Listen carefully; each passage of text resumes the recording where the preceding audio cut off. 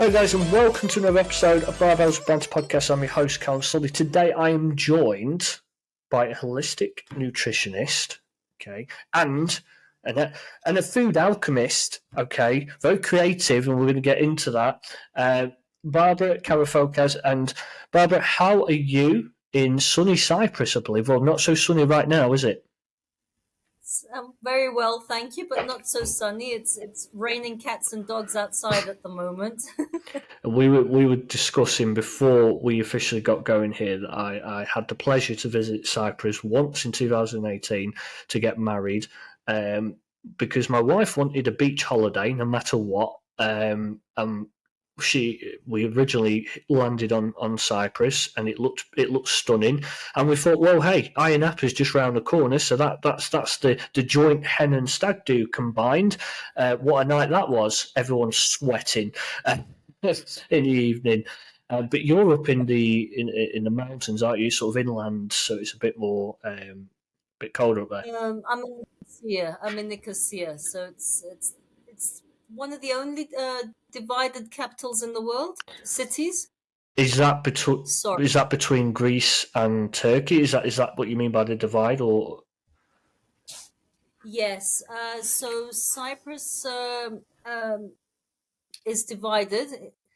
It was invaded by Turkey, and in 1974. Yeah. And it's the northern part of the island is Turkish occupied. Yeah. So Nicosia, the capital city, is the only city in the world that's divided. So half of it is Greek, Yeah. and the other side's Turkish. Wow. And you basically cross the border, and you see the difference. It's incredible. So on the one side, you feel the Greek European influence, and as soon as you cross over, Middle Eastern. Wow. Yeah, but what's the city there that's abandoned? It begins with an F, doesn't it? I can't remember. I remember when I went there. So when you have Famagusta. That's it. Famagusta is abandoned. Yeah. That seems bizarre. Like I've heard people say about that. It's just like a surreal ghost town over there. It's just weird. Well, like eerie. It used to be, but the past couple of years, people have been investing and building, apartments and houses. So it's coming back to life again. Awesome.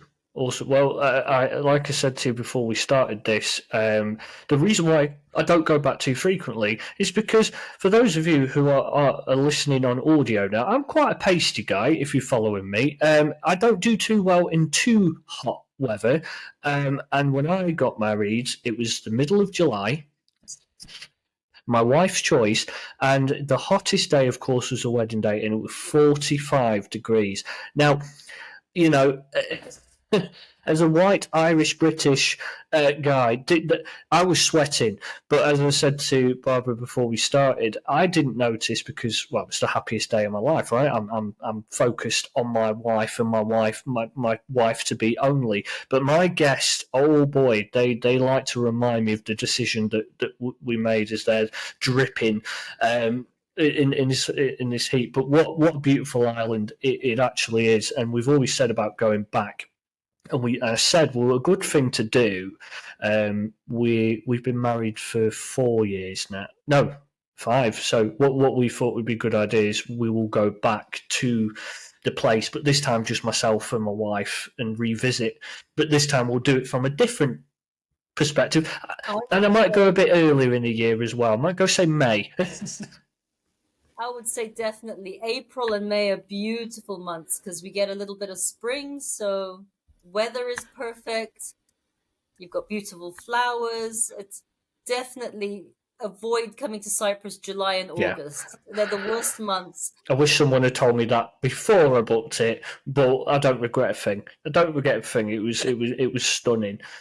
So we're here to talk about nutrition, especially about this time of the year. And I know you are yourself, Barbara, a holistic nutritionist. So I know you've got some more creative sort of things that you're going to share with us on the episode, and I know that you also have a bit of a system that you've created as well, a lifestyle system that we can be applied to the nutrition. And I thought it'd be really good at this time of the year. Obviously, festivities, Christmas stuff are over, and I tend to find that January, particularly here in the UK, or a lot. Well, I have a lot of my listeners of the podcast are based in Canada, weirdly, and they're very cold. So the same thing applies. In January, you've said yourself, it's very cold where you are at the moment. So this time of the year, I tend to find the motivation for food, particularly after Christmas is over. They call it Blue January, and the point I wanted to get across to my clients in my group, and I'm streaming in two groups on this episode. So feel free, guys, if my clients here are watching, to ask any questions for Barbara as we go along, and I'll fire them away to her as we go through. But yeah, I wanted to get your take on this, Barbara, because I think a lot of people get put off nutrition food. I find at this time of year it's much more convenient to go for junk food, takeaways, comfort food, if you will.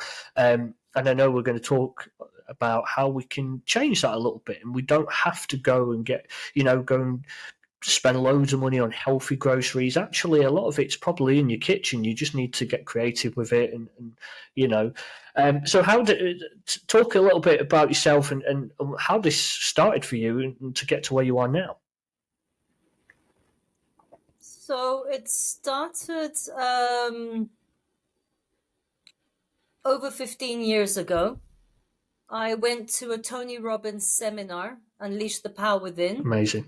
And on the last day, it was about nutrition.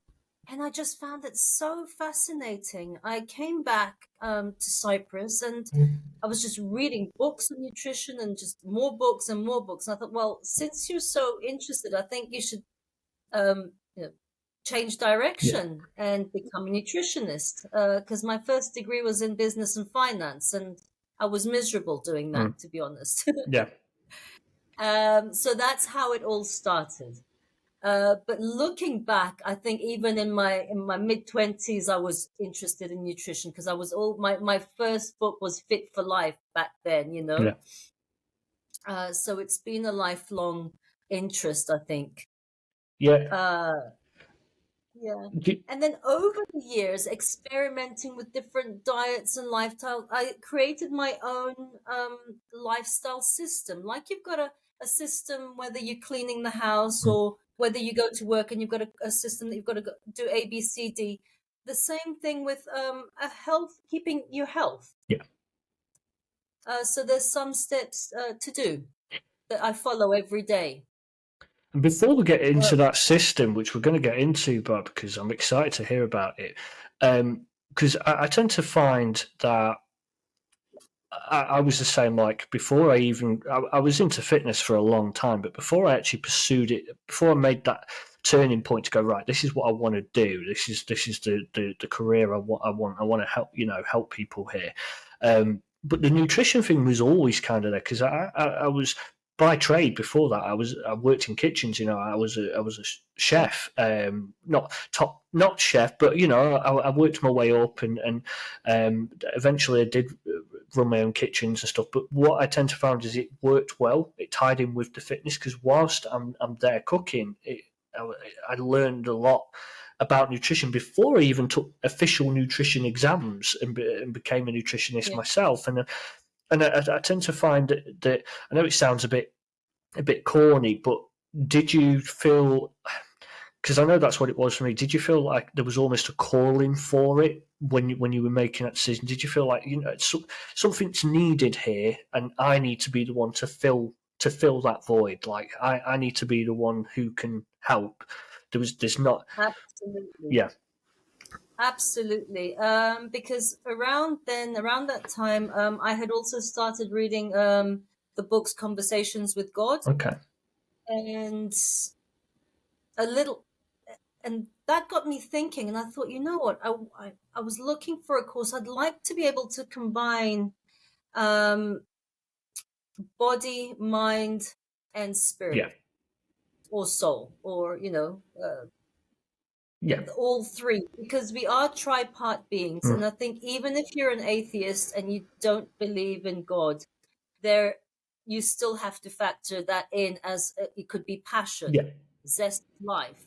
It comes in one form or another. Your physical, mental, and the third one being zest for life.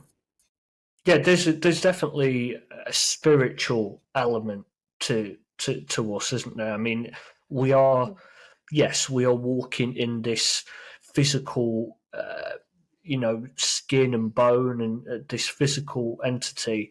But even the brain, even though they know it's an organ and they know that it's neurological and stuff, there seems to be this divine.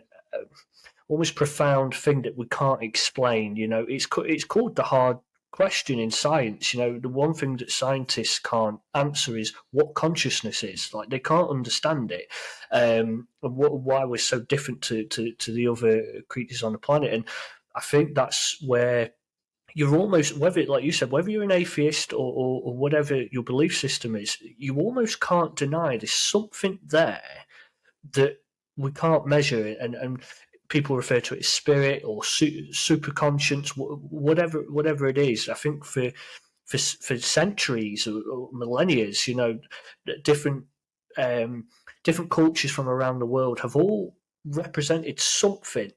I do, obviously it's all been presented in different ways, but there's something there. And I've always been a guy of, a guy of science and physics and stuff. But then at the same, and I'm an atheist, but at the same time, I believe in the paranormal. I believe in spirits because I've had my own experience. So that almost makes me contradictory because, like, well, there's something there. I can't not believe in this, but then believe in this. It's almost. So I think that everyone has to. I think everyone knows deep down there's something there that we refer to as spirit or soul or something divine that we can't control. And if that is the case, I do. I'm a strong believer, and I know you probably are too, Barbara. That food is. It speaks to the body. Like, food is not only is it energy, but food talks to the body. That they say that it's the gut system, or the digestive system, is often referred to as a second brain. And I strongly believe in my research that a lot of health issues and a lot of mental issues as well if you really hone in, can be stemmed down to diet and what you're putting in your body, and the saying, your body is a temple, and I truly believe that at the moment. So I want to tap in then, Barbara, to the system you've created, because obviously you are combining the mind, body, and spirit with nutrition. So tell me a bit about this and how it ties in with the diet. Okay, so it's basically these little golden rules that you follow throughout the day. And so the first golden rule is to have a fruit meal. So it must consist of fruit, and it's in three ways. So either as whole fruit, so have an apple or an orange, and then either it could be a smoothie. And in your smoothie, I love smoothies because you can add so many things to them and make them more nutritious.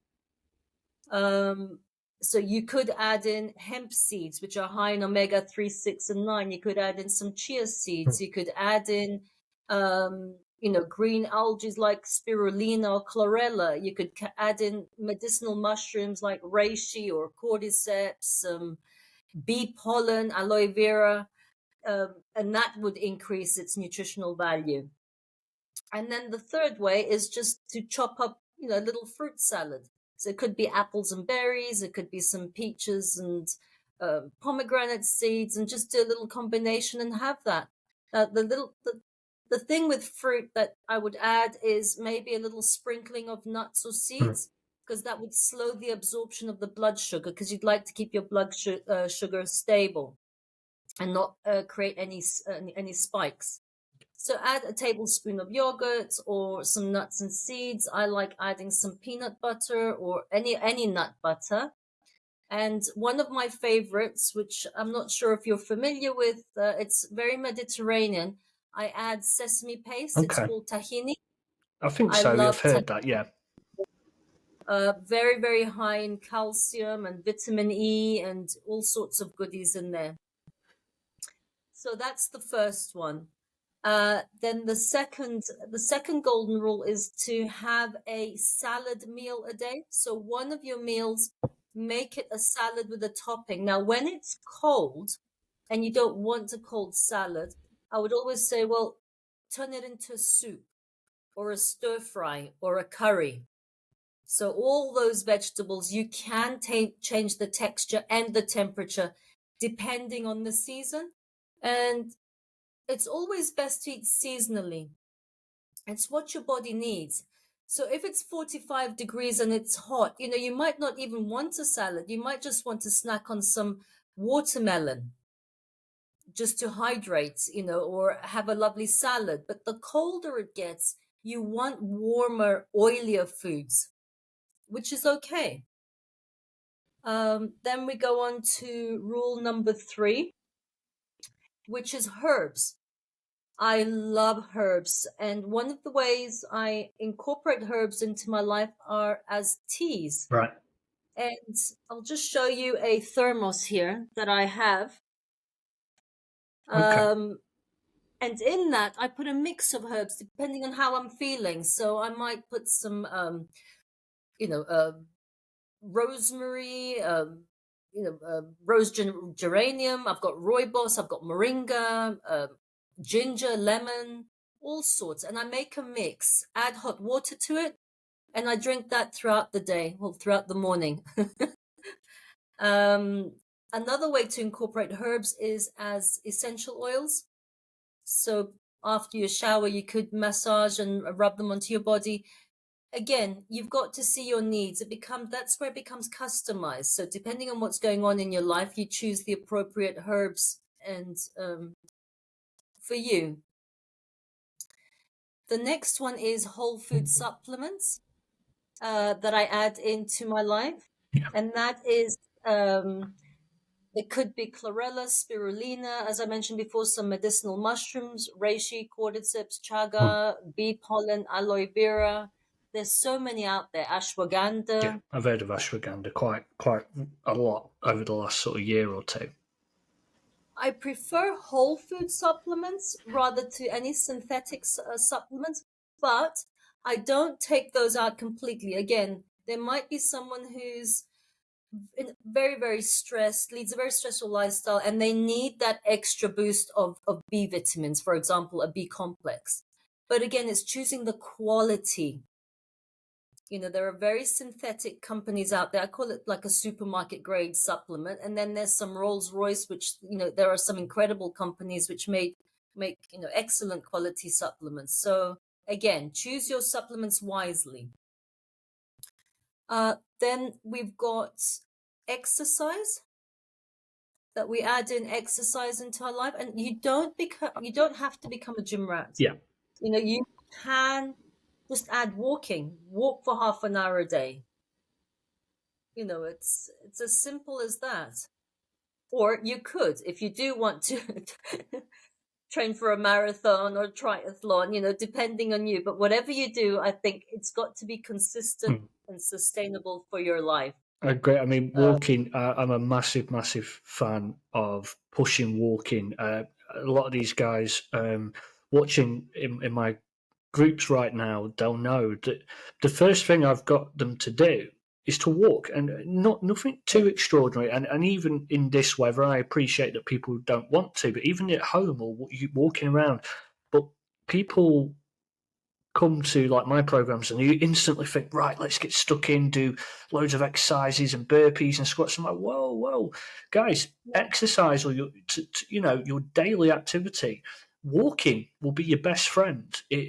That's where a lot of the results, fat loss results or general health and fitness results, come from the walking and the focusing on the nutrition. The exercise is important, but for a different reason. That's more to target the energy systems. That's more to break down muscle tissue and get stronger and fitter that way. people are shocked when I tell them actually the exercises, the workouts, even though they feel intense, they're not burning that many calories per second compared to the walking. So I completely agree with you on that one, Barbara. From an exercise point, keep it simple. Just walk for the start. And walking is extremely therapeutic. It helps you clear your mind, makes you feel good, gets the endorphins going. You get green therapy by being out in nature. Walk out in the park, be mindful, see what's going on around you, listen to the birds, see the colors. And it's amazing how good you feel after you come back from a good walk. So that's exercise. And then the last, humor. I call it humor because I think it's always being able to see life with the glass half full. Completely agree. When you can have a laugh, have a laugh about it, So your mind state. And then the last one, I call it toxins. Okay. Just what you use, for example, your personal care products, what you put on your body, what you clean the house with, the containers that you eat your food out of. They can be, BPA free. If you do food prepping, have it in glass containers instead of plastic. When you drink water, maybe get a bottle that's not recyclable, the opposite of that. Reusable. A reusable bottle instead of a plastic bottle, like minimize the plastics. So all of that, keeping to that in a nutshell, I think it's a good start. It's a good start. But I always say, choose one. I've mentioned a lot of things and not to get overwhelmed. I'd say, well, you could choose one a week. Like this week, I'm going to aim to add more fruit. Next week, I'll aim to do something else and carry on, step by step.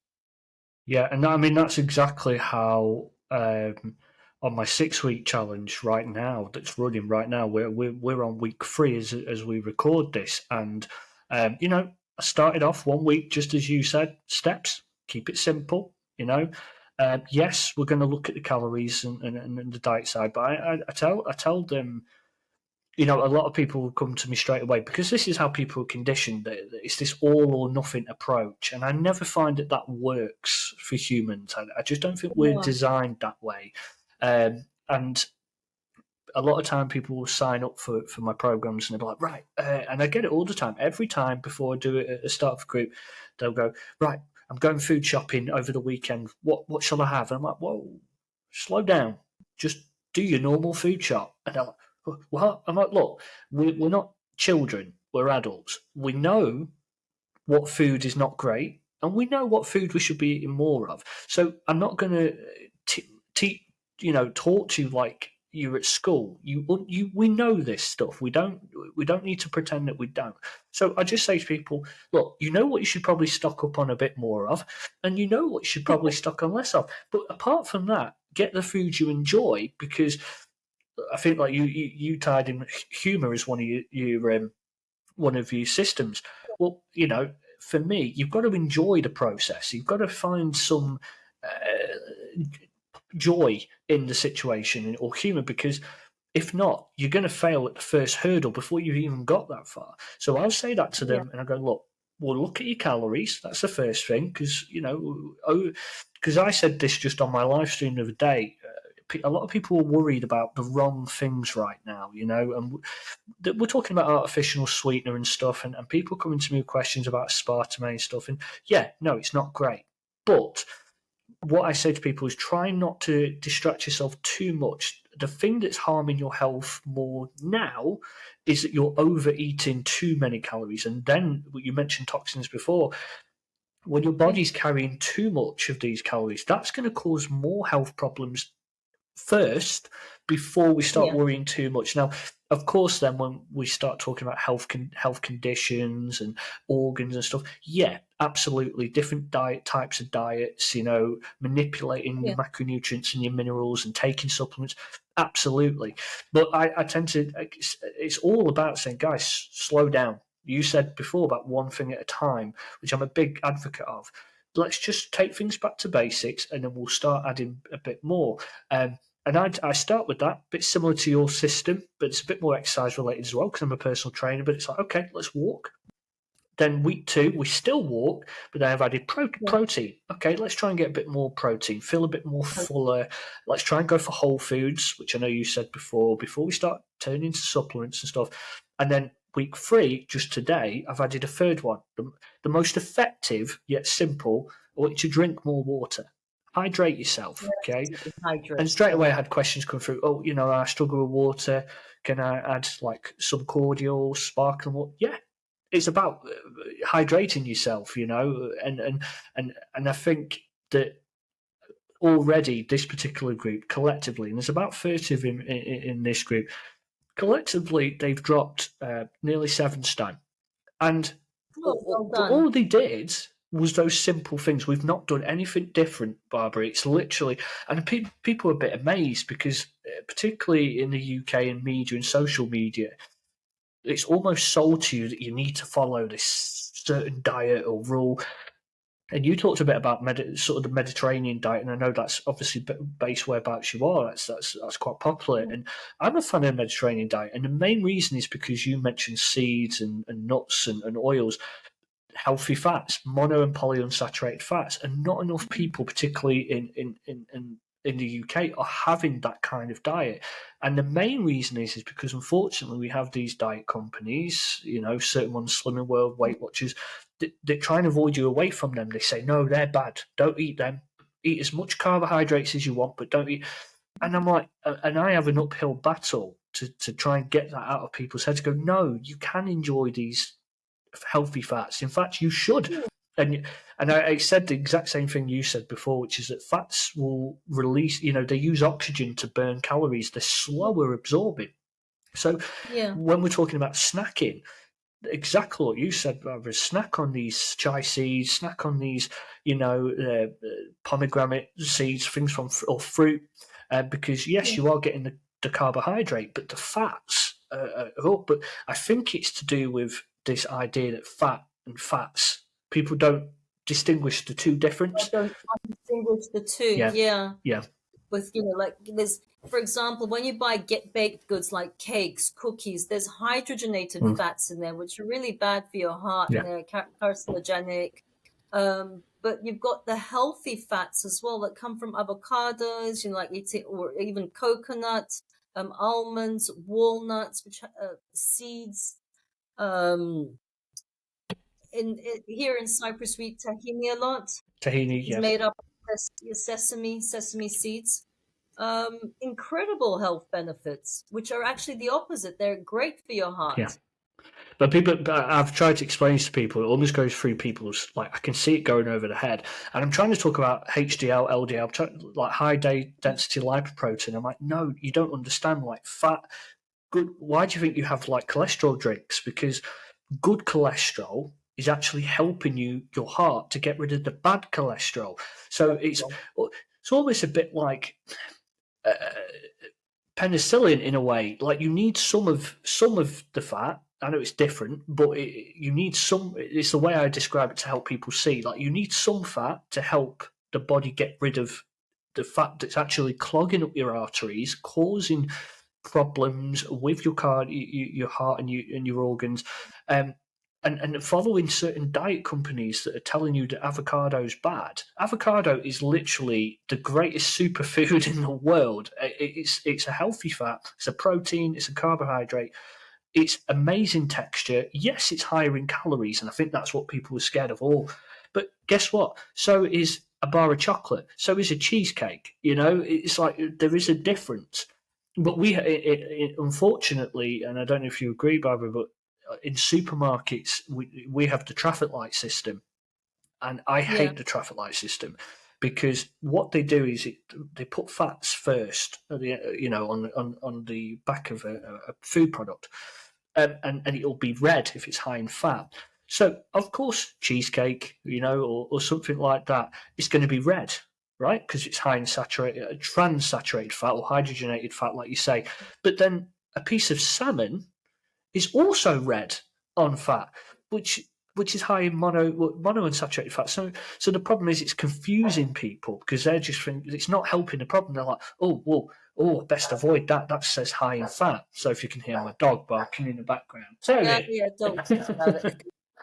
So if you can hear that on audio, guys, my dog's having a bit of a moment. Obviously, the postman's been during the podcast. I tried to close the door, but it couldn't stand.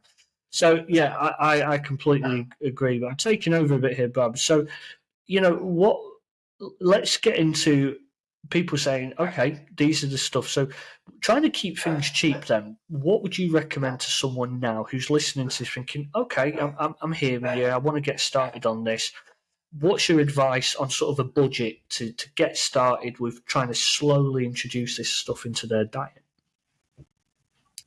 So things on a budget which don't cost a lot that you could add in are sardines, tin sardines. They're superfood of the sea, very high in omega-3s, magnesium, calcium, amazing little superfoods. So you could add those in. I would add in pulses, so things like lentils, beans, all types of beans and lentils that you could add in.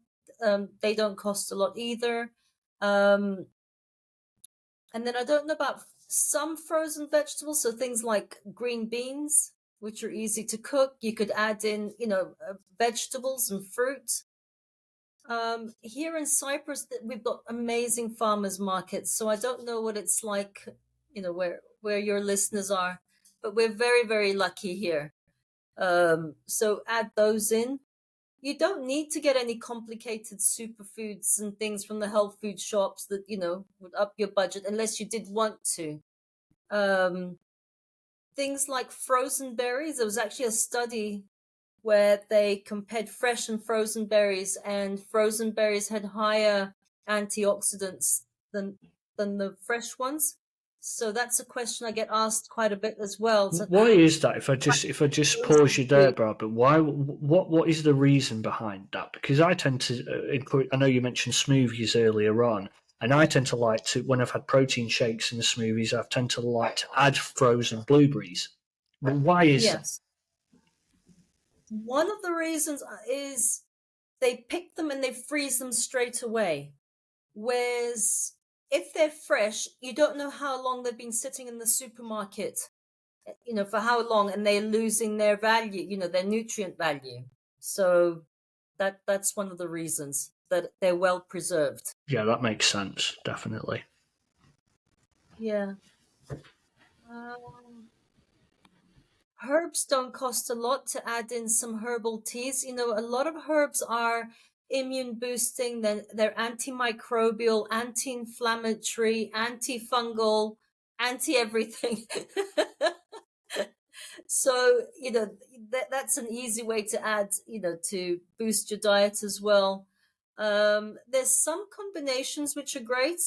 For example, for gut health, bananas and yogurt, because bananas are high in inulin, which are good for your guts. Yeah. They feed they're prebiotic, and yogurt has probiotics in them. So combining that's an excellent way. That's a great breakfast, for example, to start your day. Yeah. Which wouldn't cost a lot. I think that's what I can think of for now. I want to go further into this alchemy side of things because obviously you started about like combining foods and stuff, which is something that's not really talked about enough. Kind of people just throw things together for the taste of things, but I don't think it's talked about enough. Like combining certain foods to get the multiple benefits that each food has. Like at the moment, my daily breakfast at the minute has been bran flakes, but I've been putting blueberries in there as well. So I'm getting that fibre, obviously, especially from the bran flakes and the carbohydrates, but and obviously the milk's in there as well. So we've got some of the calcium, a little bit of the protein and carbohydrates, but then the blueberries, obviously antioxidants and the minerals and vitamins. So to me, it's filling too, because so I'm getting that fibre. It's quite lower on the calorie end. Now, obviously, that's very basic compared to what I know you tend to like to get creative. But for me, it's interesting. I'm like, actually, yeah, just by adding certain food groups, you've got a whole cocktail here. People are happy to make cocktails of alcohol to get the different variety. So what ideas do you have of some examples that you could use to sort of combine foods to get the most benefit out of them? Okay, so for example, I have a habit in the afternoon, and I drink hot chocolate, and I use raw cacao, a really good quality cacao powder. And I always say, well, how can I make it more nutritious? So I might add, for example, like a quarter teaspoon of ginger, or a quarter teaspoon of turmeric, and a pinch of black pepper, because I know black pepper brings out the curcuminoids Okay, in the turmeric right. and you absorb it. And so drinking that, it's an amazing antioxidant boost, Yes. because chocolate, cacao has over 300 antioxidants in it.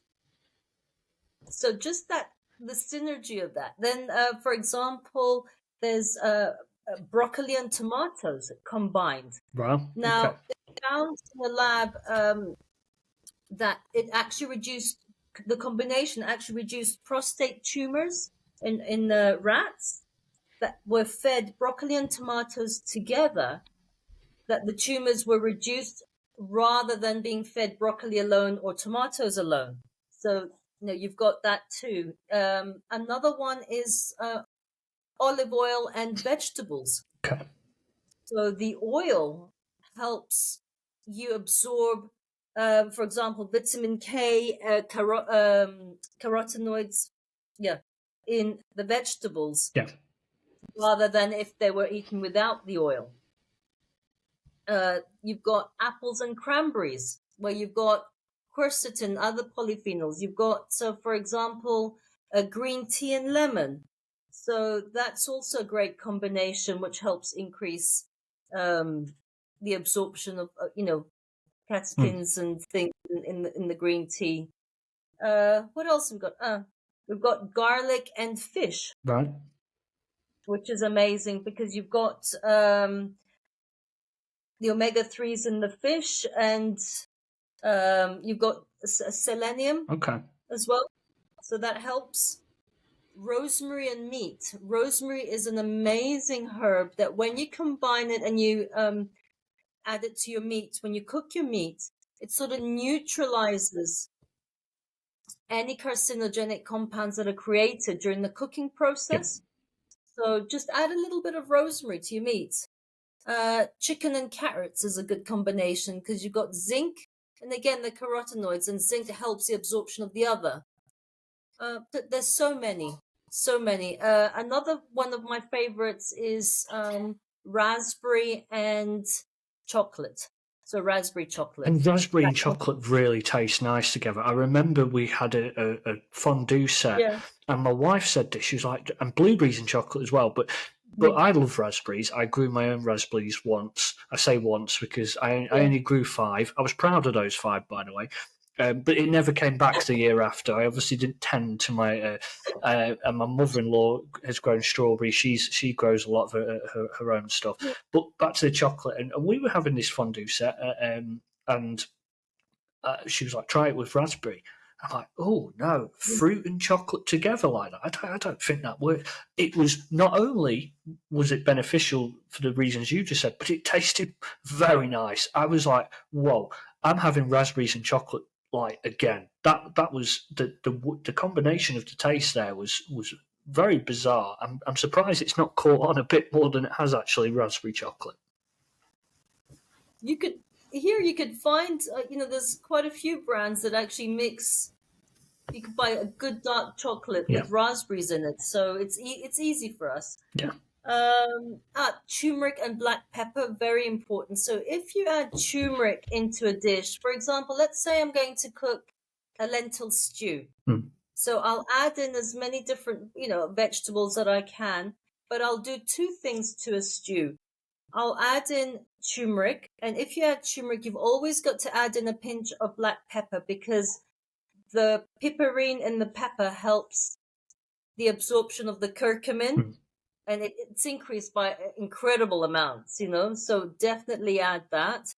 And then another thing I do, another little trick, is I'll add a little strip of seaweed. My favorite seaweed that I like to use is wakame, Okay. because it's so versatile, and it breaks up easily. Now, seaweed's got incredible. It mineralizes your food. It's got over 80 different minerals. So, whatever you find in seawater, you'll find in seaweed. So you get iodine, you get selenium, you get zinc, you get magnesium, you get all sorts. And one reason people get sick is from mineral and vitamin deficiencies. So the more you mineralize your food in different, and make it more nutritious, the better for you. You create better health. And I think So the things you've said as well, they're very simple. Like this is not something that you need to be Heston Blumenthal to do. You don't need to create microscopic, things that look like household objects. This is just combining, different food groups, healthy food groups and I find it interesting that this is what, a lot of the science behind things and vitamins and minerals aren't like they're not widespread enough, like to the local public. Like you mentioned before, the way that different minerals can boost each other and almost be symbiotic in a way. They can actually combine with each other, and it's biology, it's chemistry, but it's almost like subatomic particles combining. It's just the way that, and I feel like for health particularly, I'm a big believer. I mean, I tend to steer people away from this. When people are trying to lose weight, I try and simplify and go, guys, try not to focus too much on all this stuff, because when it comes to fat loss, the main component is that we're taking in too much energy than our body can handle.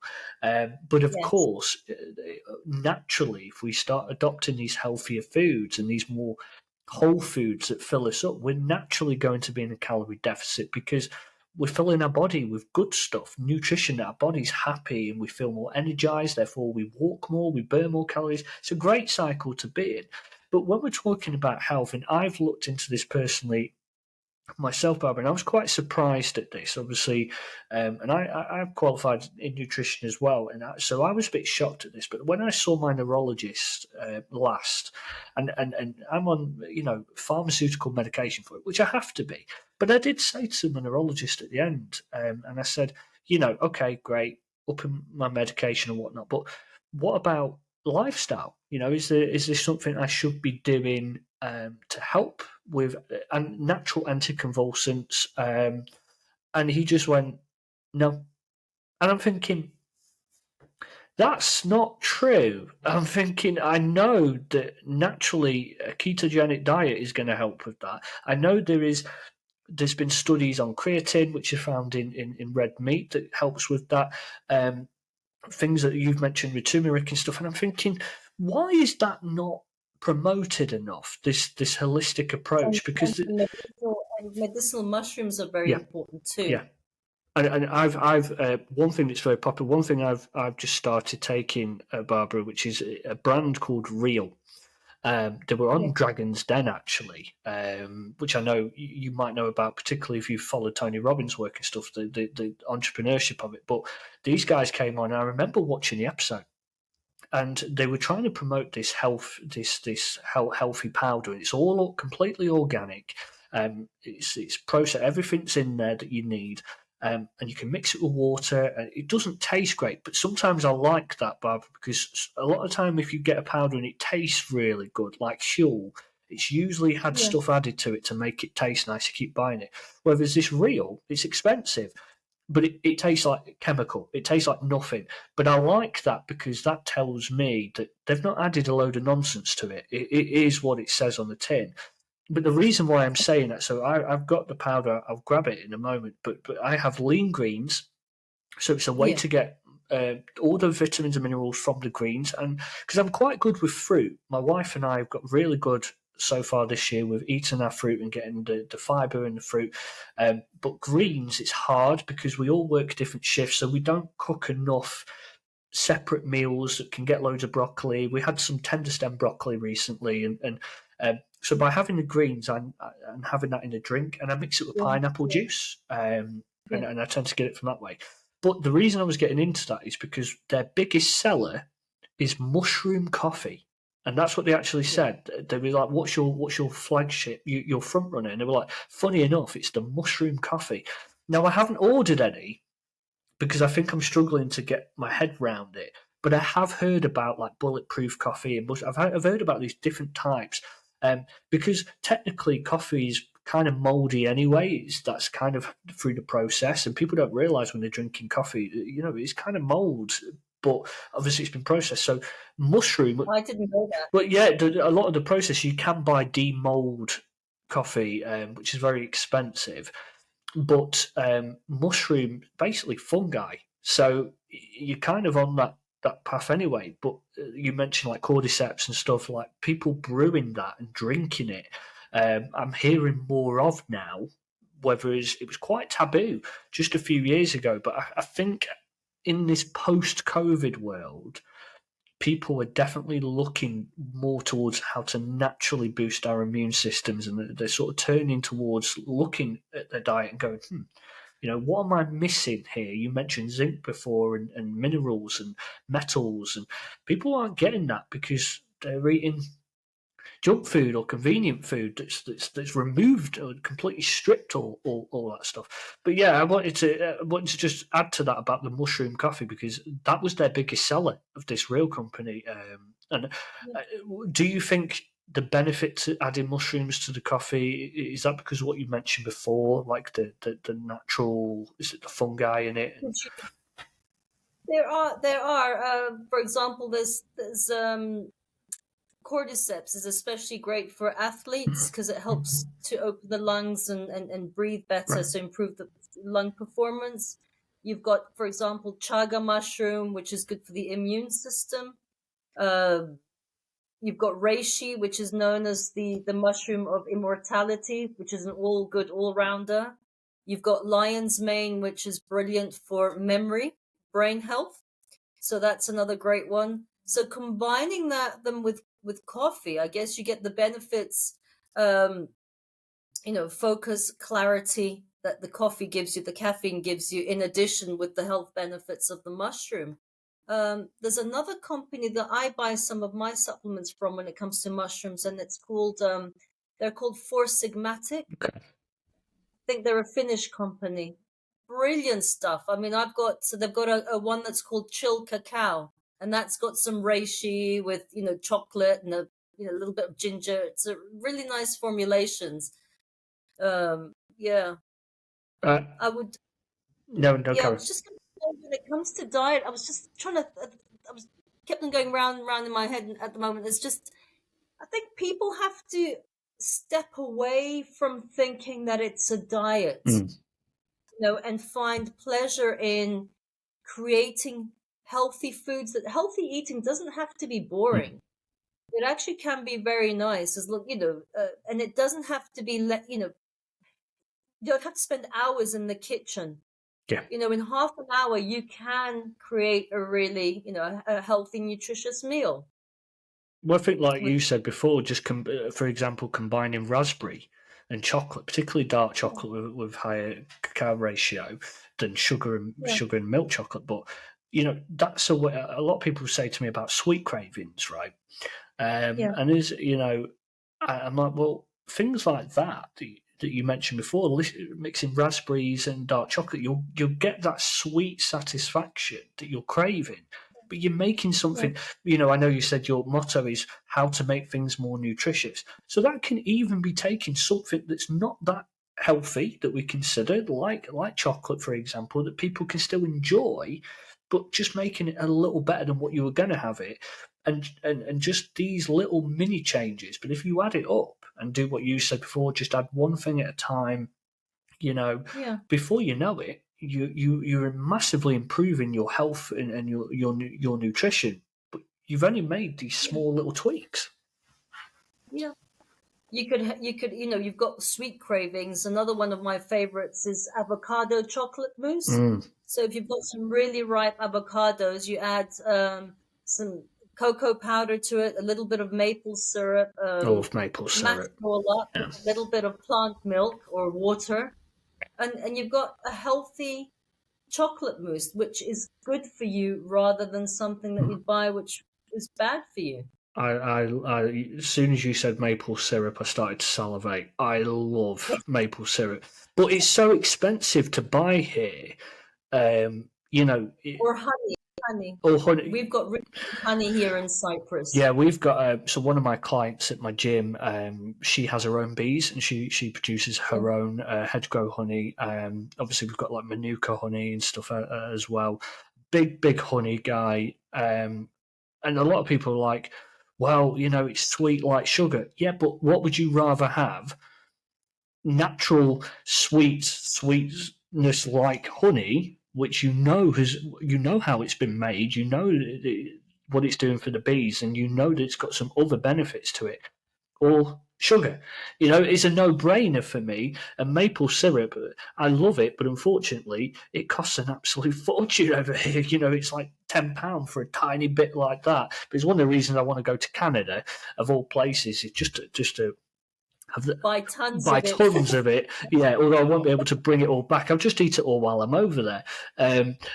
So I had a question asked before, Barbara, about just going back on the herbs.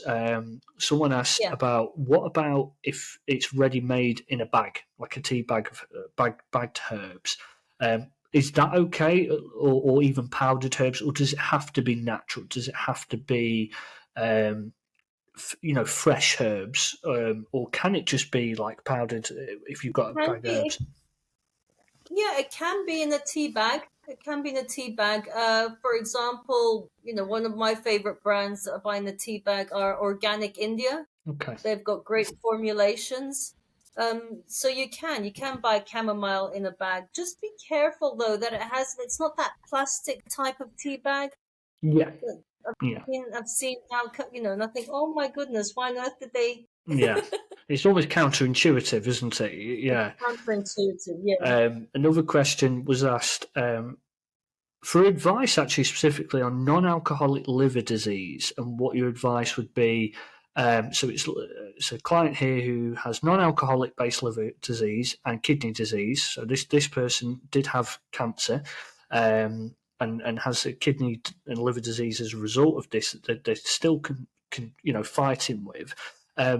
So obviously certain things she struggles with. So like the protein, for example, she has to have a lot less than what a lot of the other ladies in the group would be encouraged to have. So what advice would you have nutrition wise or holistically for someone like that? Well, definitely when it comes to non-alcoholic fatty liver, you've definitely got to cut out all the processed foods. Yeah. So anything with sugar, white flour, all of that has to go. Yeah. Cookies, cakes, and then increase. You can have complex carbohydrates. So you could have lots and pulses. So lentils, red lentils. Sweet potatoes, if you're missing that, lots of vegetables. Add in a little bit of perhaps yogurt. Yeah. Just to be careful, avoid perhaps too many animal products. Yeah. So the red meat, so beef, pork, lamb, all of that. Keep to perhaps a little bit of lean protein. Either from turkey or chicken. Yeah, because I guess it's the fat that the liver struggles to break down, isn't it? So you don't want to say don't eat fats, but you want to definitely change where you're getting your fats from. And I think, like you said, pulses, natural things like avocado, which is going to be higher in high density lipoprotein, is going to be much better on the liver. But as I'm sure you guys are aware, cut out on the cakes and hydrogenated fats, because not only is that not good for your health in general, but particularly if you're someone who has liver disease, trouble with your liver, you're going to have a tough time breaking that stuff down, and it's not going to help. Just to add on to what Barbara was saying there. I would also add in, again, always double check with their doctor, their physician. But so, for example, lemon is very cleansing for the liver. So you could start your day in the morning with a big glass of water and a squeeze of lemon juice and a pinch of cayenne pepper. So that'll help to get things to cleanse the liver. And then another herb which is very good and it helps rejuvenate the liver is milk thistle. I've heard a lot about milk thistle recently. It's better as a tincture. Okay. In alcohol, in a little bit of alcohol, because it helps to absorb it better. Right. Rather than in capsule or powder form. You won't get as many benefits from it that way. And as we've said, guys, these are stuff that isn't that expensive. Where would you recommend people got this kind of stuff then? More so, obviously, we're always encouraging whole foods and natural foods where we can. But if people were to try and look for these extra stuff, these supplements or these herbs and, spices and stuff like we've mentioned, where's the best place for people to get these from, in your opinion? Obviously, if we don't have these local farmers markets and stuff like, what would you recommend is the best way to source? If someone's listening to this now going, okay, I want to try and get the milk thistle and the cayenne pepper and stuff. Obviously, cayenne pepper we can pick up from a supermarket easy, but is that what you'd recommend, or is there a particular thing that you suggest? No, you could start off with just buying it from your local supermarkets. Milk thistle, I would get a pharmacy might have something, or a bio shop, an organic shop, for sure. You could order that, and now you could order a lot of things online. But definitely start off at a supermarket. Another tip I would give you with supermarket fruit and veg. A lot of people say, well, there's pesticides and eat organic, but organic is so expensive. But there was a study done that if you soak your fruit and veg in a mixture of salt water, that it gets rid of about 99% of the pesticides and herbicides on the fruit and veg. That's what I do. So I fill up my sink, full of water. I'll add in 3 tablespoons of coarse salt. Add everything in there, leave it for 20 minutes, and then rinse it. Let it dry very well. And then I put it in, I've got huge containers where I'll put a tea towel on the bottom, and then I'll put in all my produce in there. Apart from the fruit. In winter, your fruit doesn't need to go into the fridge. So in winter, you recommend leaving your fruit out at room temperature? Yes. Yeah, you don't. I mean, apples, oranges, they don't need to go into the fridge. Do you think people do that because they just think it's going to stay fresh for longer? Is that what it is? Because I'm guilty of this myself. My oranges are in my fridge right now, but ironically, my bananas aren't. So I think, is that just something we're conditioned to think that that's the right thing to do? Well, look, in Cyprus, when it's June, July, August, and it's 42, 45 degrees. Everything has to go into the fridge. There's no way it'll survive more than 2 days out of the fridge. But now, it definitely, you don't need to put it into the fridge. Yeah. So I have a food prepping system as well. So, I've got a big Tupperware container.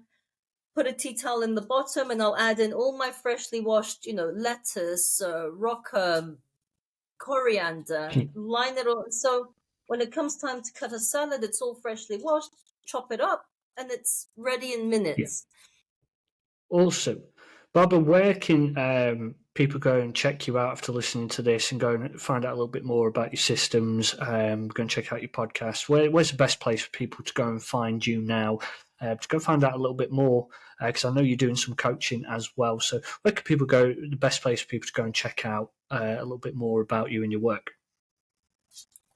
I think my website would be the best place because it's all there where they can, so my website is www.barbara, B-A-R-B-A-R-A, Carafocus, K-A-R-A-F-O-K-A-S.com.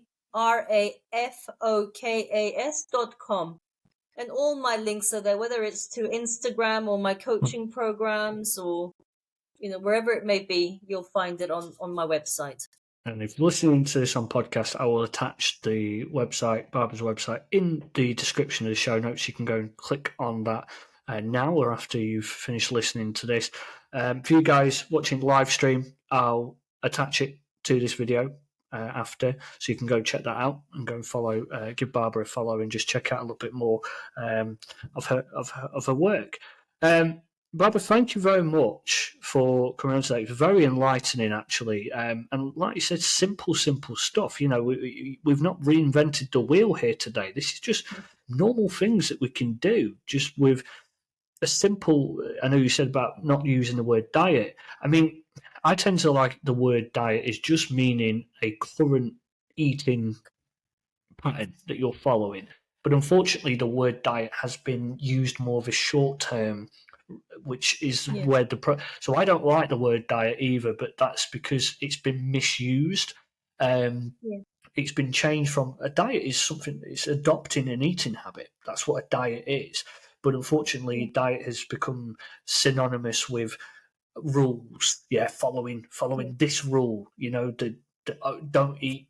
The only eat purple's food diet, or the keto diet. I mean, keto is a bit different. There is some science behind it with ketogenesis, but the problem is it's missold as a weight loss hack, and that's what I don't like. But so we'll call it a lifestyle instead. I much prefer that word, a lifestyle. I like that word as well. It sounds better, doesn't it? So, Barbara, thank you very much. Enjoy the rest of your day. And again, thank you very much for coming on and answering a couple of questions that were asked on the live stream. Guys, as I said, go and check out Barbara's website if you're interested and want to find out a little bit more. And as for you, Barbara, enjoy. I was going to say sunny Cyprus, but as you said, right now it's not. Radiant cold Cyprus. Well, thank you very much for having me. I had a lovely time. Yeah, very enlightening. And thank you very much.